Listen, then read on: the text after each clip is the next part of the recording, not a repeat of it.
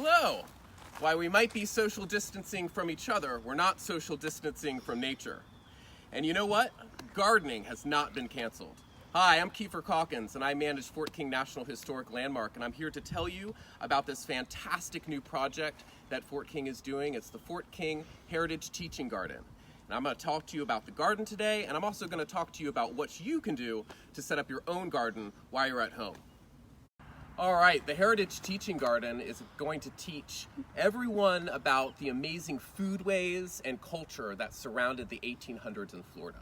So we're talking about all kinds of different people, Europeans coming down, the Native Americans that were here, and also slaves and free blacks that were here sort of bringing African food traditions. We're also growing foods that you might not be accustomed to, foods called cardoons or salsify, or some foods that were eaten in the past that might not really be eaten right now. All right, so you reached us today. It is sort of a weird part of our garden. Our fall garden's ending, and we're in preparations to be planting our spring and summer garden from seed.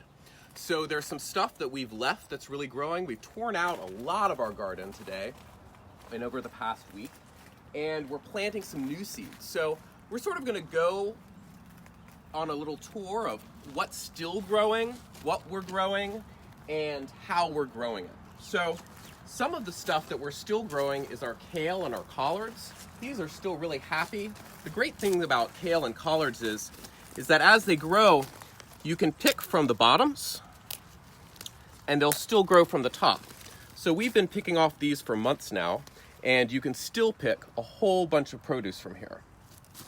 Over here, we have some mustards, and we're really interested in seed saving. So all of these plants are open pollinated heirloom varieties, and you'll see that these plants are bolting. And bolting means basically they're sending up all their nutrients up to the top and they're creating flowers and seeds. We'll let these bolt and we'll collect these seeds, so next year we can plant the same plants. This is purple mustard, and this is regular sort of mustards, and these are very, very mustardy. These little seedlings that are growing, we're going to talk about those a little later when we talk about the life of the radish.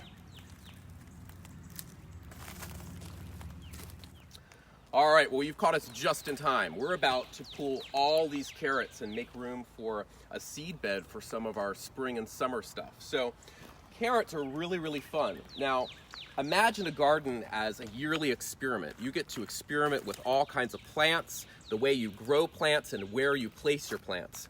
So this was our experiment in not thinning carrots, which I don't recommend. Our carrots are too close together, and like us socially distancing, plants need to social distance sometimes too. If they don't have enough space between them, they're not healthy and they can get sick, just like humans. But as you can see, we still got some great little carrots here. Let me pull some of these.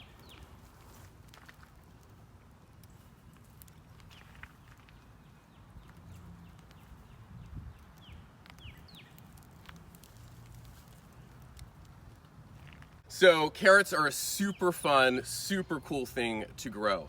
The only thing you really want to have is you want to have deep, loose soil so these carrots can run really deep. And when you plant them, of course, you're going to plant them a little further apart than we did. But they're fun. Kids love to eat these. If you haven't tasted a carrot straight out of the ground, it's something that you should definitely do. They're fairly fast growing, and you can get them in all different colors. So we have white carrots, yellow carrots, orange carrots, and a purple variety of carrots. Pretty cool, huh? Hello, so we're gonna talk about the radish. So if there is one plant that is really fast to produce, really fun to grow, and exciting in its entire life cycle, it's probably the radish. This right here is the radish at its last stage of life. And I've mentioned seed saving a little bit before. We want to save these radish seeds. So we've let this radish go to seed. You can see how big this thing is. And it's producing all these amazing flowers. And then all these amazing flowers turn into these amazing little pods. And if you get in close, you can see these pods growing. They're these little guys right here. In fact, these little pods are edible. They taste just like radishes. And inside those pods are seeds. And you'll also see a lot of these little honeybees. and they are loving these flowers. So if you really want to create a great little pollination station, let a few of your radish plants go to seed. They're really beautiful, and it's fun because you can either eat these pods or you can save the seeds. All right, so I told you radishes are really, really fast. They're fast growers and they're fast to germinate, which I think sometimes if you're planting a garden with kids, a plant that takes 2 weeks or 3 weeks to germinate sometimes will be a little like, you know, they're waiting and waiting and waiting. These radishes are super fast. I think we planted these seeds 3 days ago and they're already sort of coming up, right? And these will produce radishes very, very fast. These plants will grow super fast, and I think less than 30 days we'll have a full radish. So you can see how a radish starts and you can see how a radish ends right over there. So really fun if you're parents out there and you want to start your kids off growing something, get some radish seeds. They're really cheap. So right here we got some spinach and we have some onions. So our spinach looks really, really sort of sad right now because it's again at the end of its cycle, but you can see the spinach is starting to bolt right here. So we're gonna get lots of spinach seeds. This is where they're sort of flowering and all the spinach seeds are gonna come from. And we're gonna save these for next year and grow these. This is a broadleaf spinach, I believe, and it's like the best spinach we've ever had here. And we have onions, and these onions are not ready yet. They'll probably be ready in the summer, but they're getting really, really, really big and full. The rest of this garden, we've ripped out. So a lot of the stuff has been past its cycle. We've ripped it out and we're starting seeds. We're also starting this herb garden back here, which is gonna be all herbs. We have chamomile and mint and all kinds of amazing herbs that would have been used in the 1800s. So right now, if you get sick, you can go to the doctor. Back then, if you got sick, you would probably go to a doctor, but all the medicines would have been made out of plants. A lot of it would have been a folk medicine. So we really want to grow types of those plants that would have been used back then as folk medicine and sort of talk about that medicinal practice and a medical practice in the 1800s because it's radically different from what it is now. The rest of the garden, it's in sort of a state of disarray right now, but it's all part of a plan to plant. We're gonna have rows of vegetables, some corn and sweet potatoes in the back, and along this fence line, we've planted flowers. There's a pyramid of things that we're growing in this garden. We're growing vegetables, we're growing flowers, and we're growing herbs. So those vegetables are things that we can eat. The flowers are things that the bees and beneficial insects can eat and pollinate. And the herbs are things that can nourish our bodies. And so whenever you're growing a garden, like think about those three things: vegetables, herbs, and flowers, because all those things can go together. Also, you don't need a garden this big to start it at home. You can grow in pots if you have a little porch or a veranda or a balcony. You can definitely grow in a 5-gallon bucket. If you have a little spit of earth, you can till that up and you can grow anything: a tomato, a pepper, all kinds of stuff. There's lots and lots of plants that you can grow in containers. And I'm gonna talk a little bit about growing plants in containers and how to start your seeds at home. All right, so you're stuck at home and you wanna start a garden. Where do you begin? Well, first I wanna say that you can get seeds from anywhere. They're all good seeds. You can get them from Walmart, you can get them from Lowe's, you can get them from your neighbor. Anywhere you can, grab a seed and start to plant. We use 3 primary seed sources because we're interested in heirloom seeds and we're interested in older varieties of food that aren't readily available. And there's 3 sources that we primarily use. One is from Working Food. They're a seed-saving organization and co-op in Alachua County. They're a great resource for local heirloom seeds and seeds that thrive in Florida. The second is Baker Creek Heirloom Seeds. They are notorious for having wonderful, unusual varieties of plants. They're a great resource for how to grow seeds. They have beautiful, beautiful plants available. And if you go online, they have lots of tips on how to start seeds. And then lastly, we get a lot of our seeds from Monticello. That's Thomas Jefferson's house. And they have his garden and they grow the plants that Thomas Jefferson was growing in the 1700s and 1800s. So a lot of these plants are directly from the plants that Thomas Jefferson grew in his garden. All right, so you have your seeds and you're wondering what to do with them. Well, the first thing you need is you need seed, you need dirt, and you need water. Lots of the seed packets will have information on the back, and it'll tell you whether to start indoors or in trays or whether to sow directly in the ground.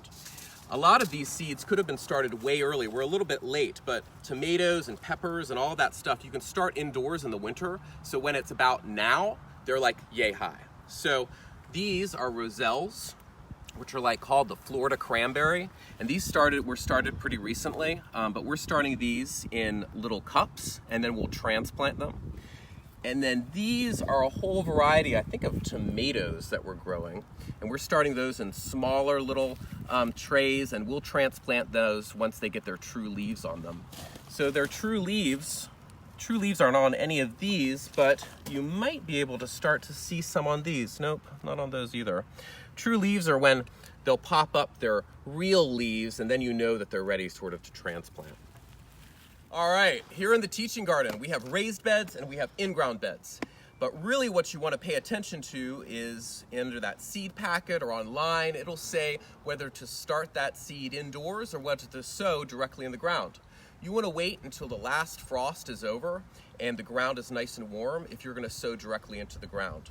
You also want to make sure that your bed is fairly weed-free, and you're going to plant those seeds however much distance or depth they need. So for instance, these seeds that we planted here are kind of melon, and we planted these 1/4 inch deep and they're about 12 inches apart. Again, we're talking about that plant social distancing. So these plants need a little bit of distance just like we do to grow healthy and to thrive. This is the most important thing once you've planted seeds in the ground or in little cups. You need to keep these seeds moist. They need to always stay moist. You need to water them at least twice a day. If that soil dries out, your little seed's gonna wither and die. Just like if you don't drink enough water while you're outside here, you'll dehydrate. So keep those seeds moist and they'll sprout up. Once those seeds have sprouted up, the true leaves have come and they're about yay high, you can then just make sure that that soil is nice and moist throughout the day. Maybe cut back a little bit on your watering. Some plants like dry ground, some plants like wet ground. So when you plant your water, you really want to learn about those plants in the later stages of life and how much water they need, as well as how tall this plant's going to get. You don't want to plant a really tall plant here and a short plant here and have it shaded out. So you want to think about those things. You want to think about the depth that you're going to plant the seed, how much water that seed needs once its plant is to maturity, and how big and how much space that plant's going to take up. So that's about your social distancing with the plants that you're planting. All right, guys, that was a little bit of an overview of the garden. This garden is really, really cool, and I hope you guys come out and visit it and check out our progress. We have a lot of work to do to get the spring and summer going, but this is a wealth of information about really cool plants to grow, plants that grow well in this area, the history of plants, the food culture that comes along with plants. We're going to have plenty of programming up and running when we're open again, and we're going to have a wealth of educational opportunities here in this garden. Now, here's the deal. If you want to come and volunteer at this garden, call our center and get with our ranger Caroline, and she will make you a volunteer gardener. Volunteer gardeners have a great lot of fun here. They get a free t-shirt and you get to take home some of the produce that you grow. You also get to spend beautiful time in this beautiful garden under these beautiful Florida skies. So get out there, go hiking, plant a garden, get into nature, because that's what we got right now.